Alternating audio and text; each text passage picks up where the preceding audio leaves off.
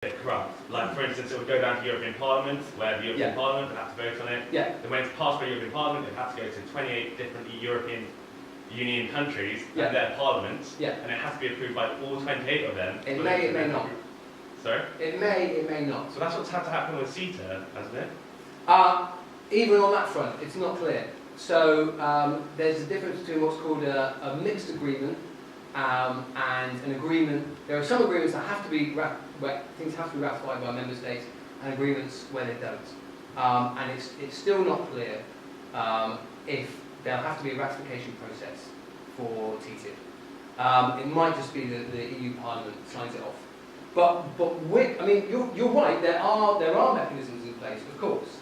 And some people have argued, as a consequence, well, what you need to do is just wait and see what the final text is like. But there's not going to be the Parliament isn't going to have the powers to amend the deal once the text is produced. It's just going to be given a yes or no vote. And there'll be overwhelming. We're concerned that there'll be overwhelming pressure from the states that are supportive of TTIP to push it through, basically, at that stage. So, yeah, I mean, it could get to the stage where the Parliament has a vote, and it could fail then, but we don't want to risk that, basically. But I mean, I take your point. I haven't really thought. Anyway, Yeah. what's the UK stance? What's the UK government stance on TTIP currently? Cameron said we need to put rocket boosters under TTIP. So that's his stance, like sort of super pro TTIP. Frustrated that the negotiations have been dragging, and that there have been delays, and like sort of really pro TTIP, basically. The Labour Party, well, the Labour Party, as we know, is pretty divided at the moment. It's critical of TTIP and it's sceptical about it. It's not outright opposed at the moment. It's particularly critical of the ISDS part of it. Are there any implications of Britain leaving the EU on? Yeah, it's a good question. Yeah, and some people have taken a kind of like anti-TTIP leave position. Like, well, if TTIP is so bad, why don't we leave the EU and then we won't be affected by it? Given the position of the current government, my view would be that there's a concern there because Britain could still, like the current government will probably look to develop a bilateral trade agreement with the US that might be even more sort of free trade oriented. But furthermore, one significant thing about TTIP and CETA is that they will create the context, as I kind of indicated a moment ago, they'll create the context in which other forms of trade take place. So if we leave and if TTIP goes through, then the standards that the EU and the US, then have in place will have an impact on what takes place here economically. But yeah, I mean, it's one that can be, it's one that can be argued either way, I guess. You talked about TTIP-free zones. Yeah. If that's a scenario which people are taking, then surely it doesn't have much ground to gain. No, it's a symbolic thing. Right. A TTIP-free zone is a symbolic position that councils are taking, it's basically saying we don't like TTIP. So they're passing motions of opposition to TTIP to make it more. To sort of make it sound more dramatic, they're calling themselves TTIP-free zones. We are a TTIP-free zone. But the legal powers all lie at the higher level. All lie at the level of the parliaments and the states and so on. If that's the case, who enforces it? Who enforces? TTIP. Is it just EU and EU Treasury and the US Treasury? Or? Yeah, it will become a part of EU law, basically. From my understanding, we've been part of the WTO the World Trade Organization for about 30 or 40 years. Yeah. And I'm pretty sure the IDSD had existed as one of the provisions from, one of the previous rounds that had occurred earlier. And we haven't been affected by it previously before, and I don't think we've lost a court case against it. The ISDS has been around for 50 years. Yeah, and ISDS is in lots of bilateral trade deals. It's not come to bite the UK yet, but we've never been part of a bilateral trade deal of the nature of TTIP, you know, of the scale of it. So the examples I gave are all from other bilateral trade deals between two countries. We don't know what would happen if TTIP goes through and how many court cases there will be. But the principle, as I see it, the principle of corporations being empowered to sue governments because governments are passing laws which threaten the profits of those corporations is a massive break on democracy, basically. It seems to limit the ability of governments to act in the public interest. I don't know what your view is.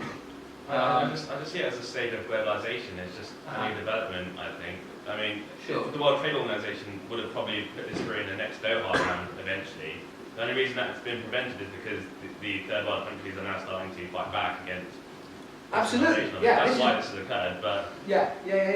Well, in a sense, I agree with you. This has come about because of the kind of stalling of the free trade agenda through the WTO, right? So new methods are being looked into to try and push through this way of doing things. But yeah, I mean, we could say that it's just globalization, and that's an inevitable force. I don't think it is an inevitable force, and I think that we want to be reconstructing the global economy on different principles from the ones that have been being pushed over the last few decades.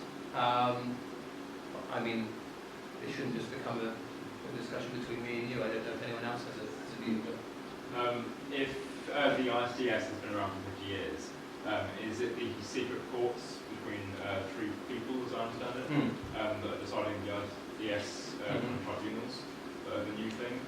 No. That's how ISDS. That's how the ISDS system works. Okay. But it works between in the case of Uruguay, it's a Uruguay-US trade deal that Philip Morris is using. Okay, we're not part of that trade deal. So there are lots and lots of bilateral deals between two countries, groups of countries, where ISDS the actual tribunals themselves are not publicly open to. Yeah, public absolutely. They've always been secret between. Yeah. Sorry, just carrying on further quickly. So it's an international tribunal which is from where? It's from where? Yeah, where is it? Where is it based? In the US? Well, it it's seems like a kind of villainous. yeah, it's legally. It's like a parallel legal system, right? So it sits outside. It's not beholden to national legislatures, right? This is part of what we think is so problematic with it. Yeah. Now, like I said, the EU is talking about, well, maybe we need something where we have a slightly more conventional public court, an investor court system, but it still would be a court which would empower corporations to bring these cases against governments, which is the kind of the fundamental mechanism which we think is so problematic. Okay.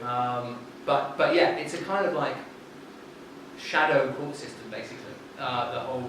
The whole network of ISDS courts. Yeah.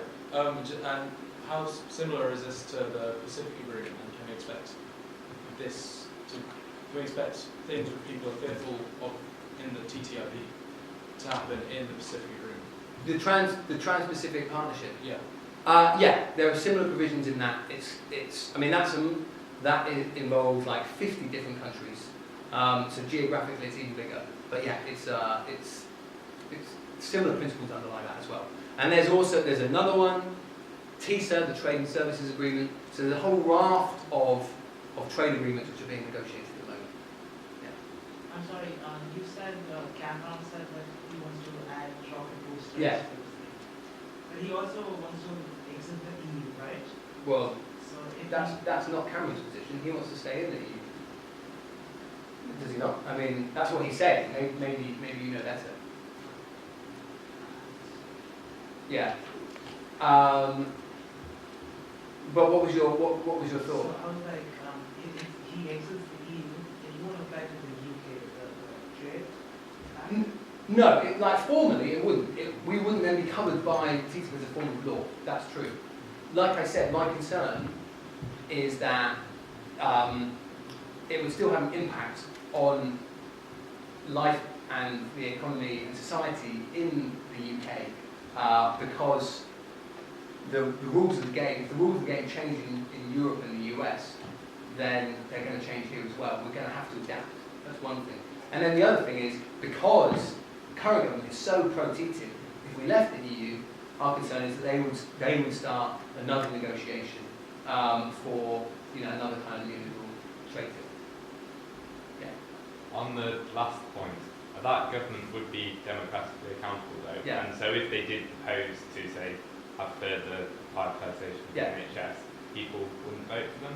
And Sure. they could vote for another government that Yeah. wouldn't allow that. Yeah, And yeah, they yeah. said, in terms of the US, depending on how their presidential election goes, that could have an impact on TTIP. Yeah. But the impact of a general election here wouldn't, Yeah. because we're part of the EU. Yeah, sure. So, with that regard, I think it does matter whether we're in our arms or not. Sure. Yeah, I mean, what I'm not going to do is sort of argue a position particularly about the EU, but yeah, Okay. take your point, yeah.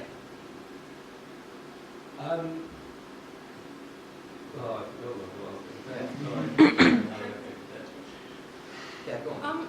I have a question more about, is there like knowledge of which like corporations heavily endorse TTIP? Because since we didn't seem to have much input into the actual thing itself, surely one of the biggest ways to make your input and your